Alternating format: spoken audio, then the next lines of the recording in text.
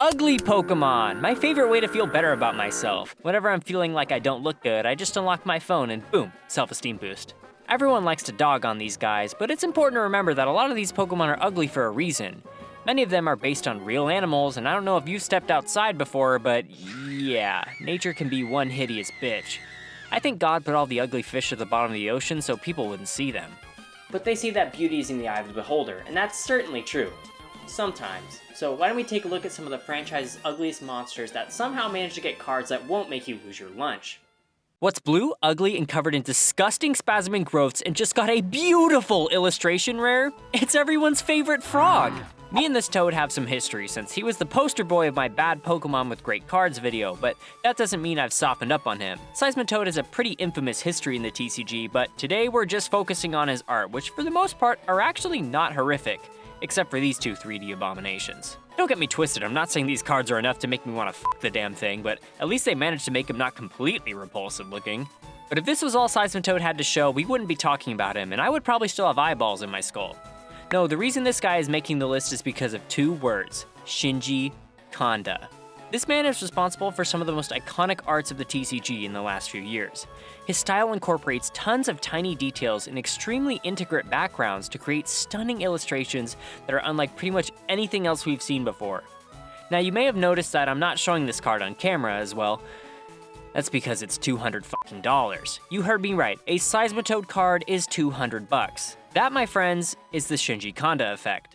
But Seismitoad isn't the only eyesore to come out of Generation 5. Let's see who else got the glow-up treatment.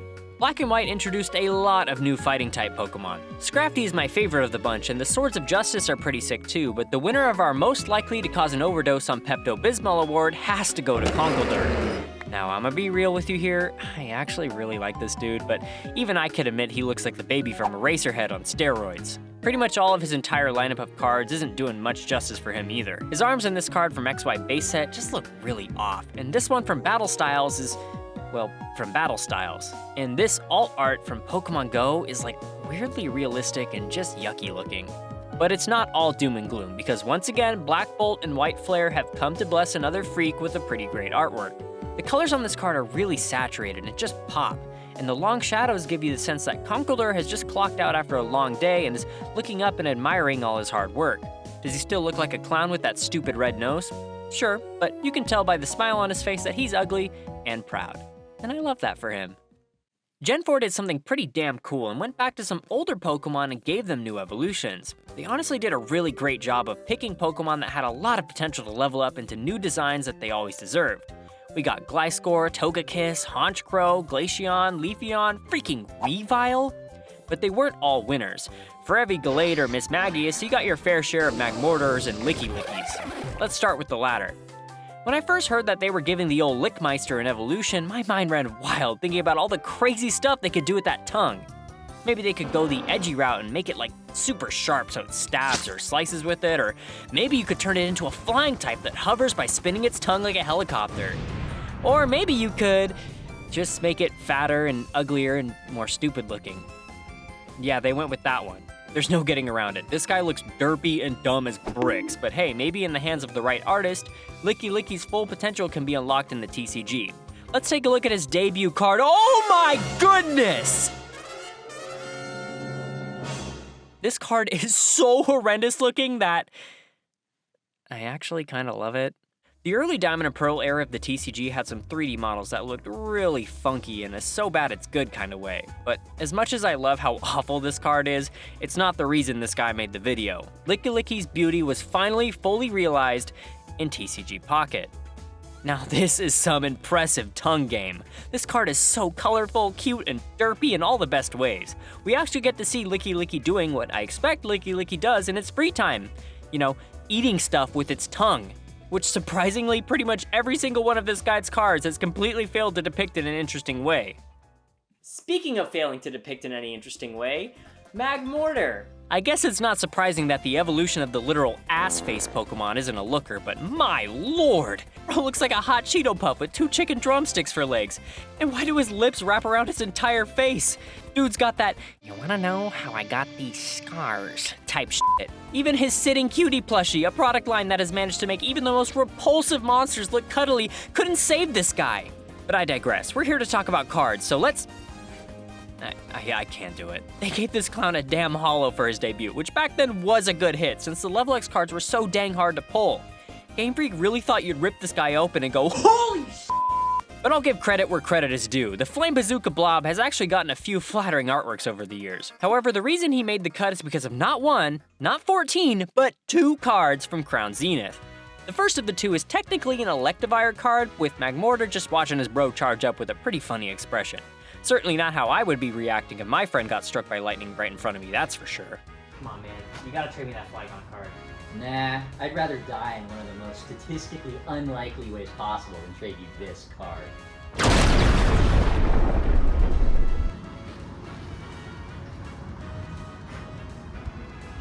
It looks pretty clean.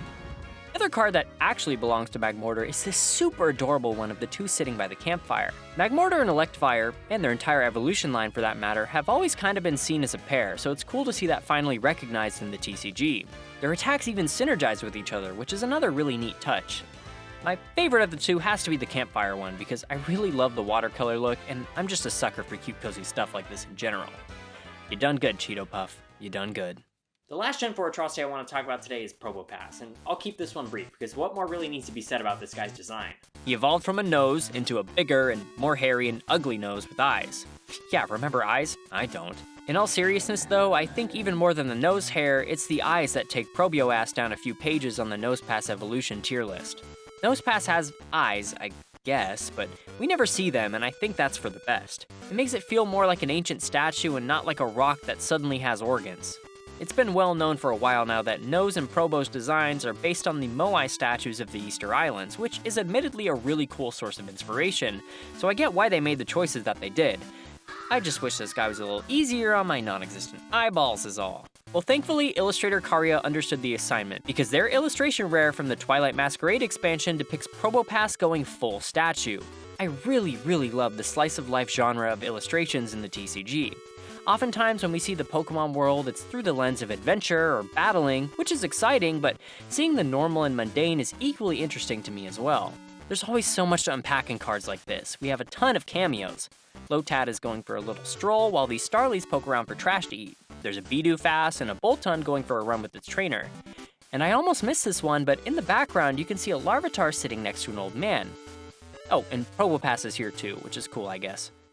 So far we've gone over Pokemon that I feel are unanimously agreed upon to be unsightly, but I'm feeling like getting a little controversial now, so why don't we take a look at some monsters that are teetering on the edge of ugliness.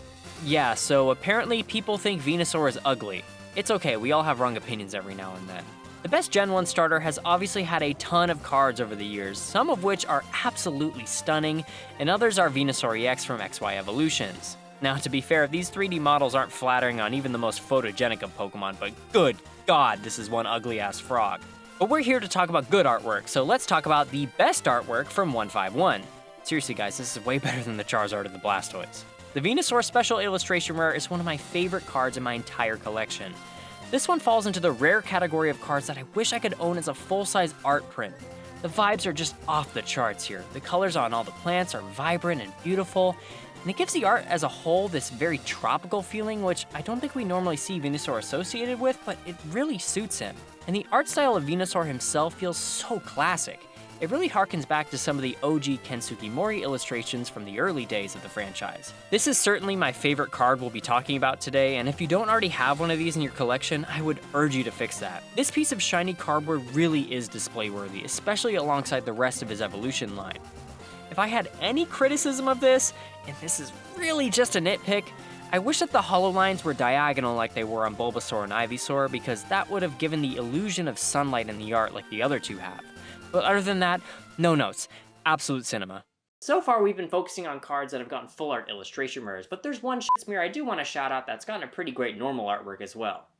Next up is this floating nutsack here. Regular Castform is not really ugly, but more so just questionable. Like, they knew what they were doing when they made this guy, right?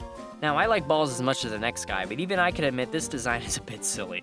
With that being said, Castform has had some pretty great artworks, especially for his weather forms, but the one I want to highlight is this one from EX Hidden Legends. I love this art style. It looks like a mix between a crayon drawing and a really good MS Paint illustration. The thick textured lines give the art this really cartoony look that totally suits this little guy. The illustrator, Sumiyoshi Kizuki, has been creating for the TCG since Team Rocket back in 1997 and has brought to life tons of Pokemon in this style. Pretty much all of these cards are incredible, so it's hard to pick a favorite, but I gotta give a special shout out to Bulbasaur and Haunter from the Vending series, Recall, Celebi, and the Tropical Tidal Wave promos from Worlds 2005 and 6, and this Ambipom from Cosmic Eclipse.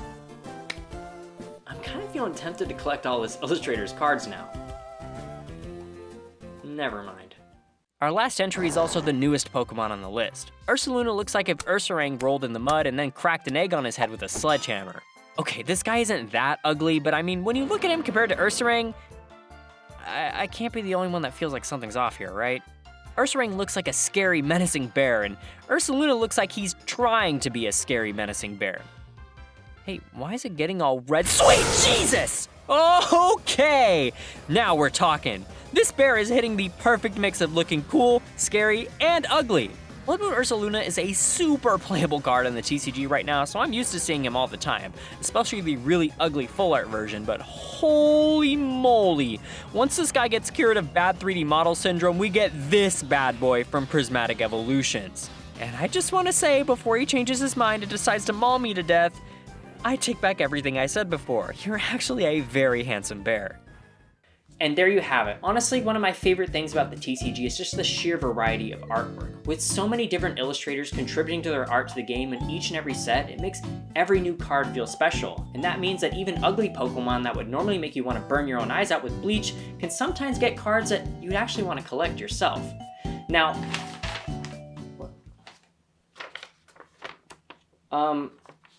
well, hold on. There's actually one more Pokemon I need to talk about now. I love Mr. Mime. He's gotta be one of my favorite Pokemon to ever exist, especially better than stupid Pokemon I hate like Flygon and Snorlax and Wooper.